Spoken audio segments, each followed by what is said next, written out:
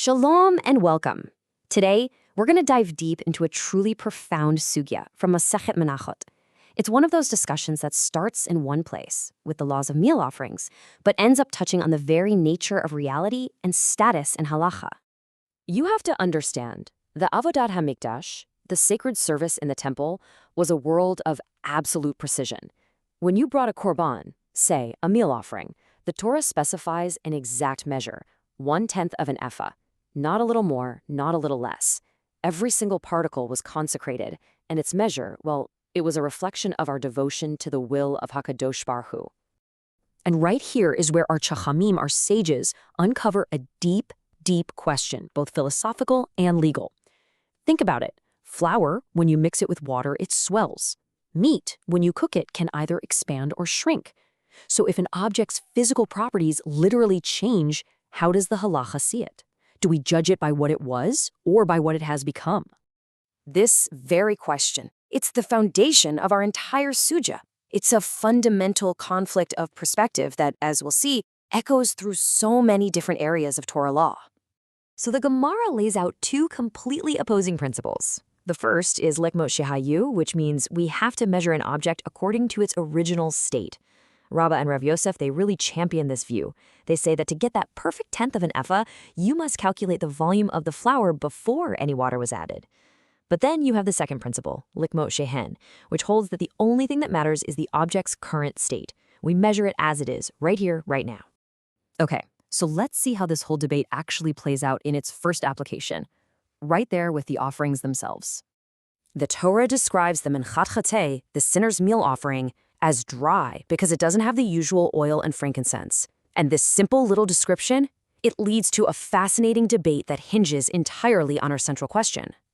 And here, the debate is just crystal clear. On one side, you have Rabbi Ila. He argues that dry means dry of everything, and that includes water. Now this makes taking the handful, the kmitza, incredibly difficult, but it makes sure the measurement is based purely on the flour, as it was. But on the other hand, Rav Yitzchak bar Dimi counters that dry simply means dry of oil. A Kohen can absolutely add water to make the dough workable. And this implies that the real measurement is of the final dough, as it is. And, the Gemara goes even deeper. It gets into this whole discussion about whether something like apple juice can cause leavening. And even the rabbis who say it doesn't create full-blown chametz agree it creates something called nukshe, or hardened leaven. This just goes to show you that halacha recognizes these in-between states. Things aren't always just black and white, one thing or another. They can exist in a state of becoming.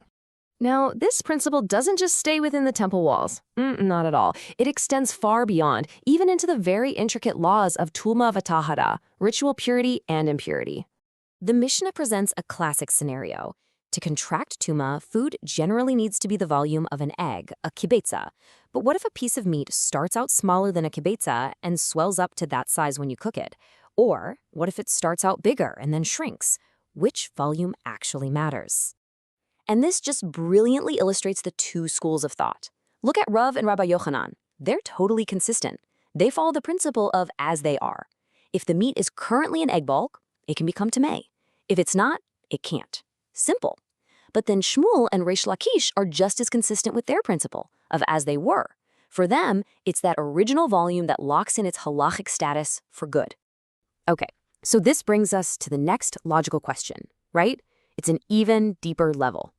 According to that school of as they were, if an object had the proper shiur, or measure, and then it shrank, is its status lost forever? Can it ever get back its potential to become tamei if it swells up again? This is the concept of dihui, permanent disqualification.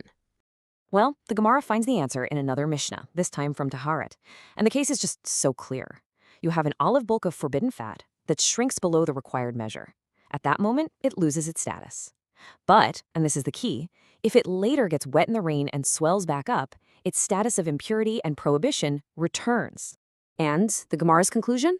It's emphatic. One word, teyuv ta. This Mishnah is a conclusive refutation. It completely knocks down the idea of permanent ritual disqualification, proving that an object's status isn't just irrevocably fixed by a temporary change. So, the bottom line is this. Potential is never truly lost. An object that has temporarily fallen below its required measure can, if it returns to that measure, regain its full halakhic status. Its past state doesn't get to permanently condemn its future.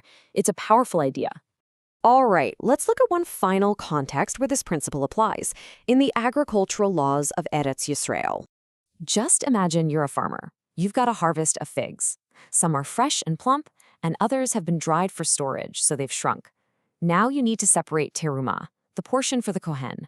The question is, can you use the fresh figs to tithe for the dried ones? It's a very practical problem of changing volumes. The term for these dried figs is gerogorat, and the very nature of a gerogorat is that it used to be larger. Its past and its present volumes are in direct conflict, which makes it the perfect case study for our whole discussion. So the halacha gives us some guidance. If you tithe by number, one fig for another, that's fine. But here's the problem. If you try to tithe by volume, it gets really complex. If you measure based on the fig's current state, using your big, fresh figs for your small, dried ones, well, you end up giving way more than the required tenth. And this is actually a problem called marbe b'masret, increasing the tithes, which can invalidate them. So it seems like we're trapped. So how in the world do the Chachamim resolve this? Well, they find a path forward by bringing in a higher principle, one of intent, and even generosity. It's Abba Elazar ben Gomel who provides the key. He teaches that certain holy separations, like teruma, don't demand geometric precision. They can be separated by omed, by an estimate, and even by machashava, just by thought or designation. This elevates the whole act from a simple measurement to a spiritual designation, where having a generous eye is a virtue, not a halakhic problem.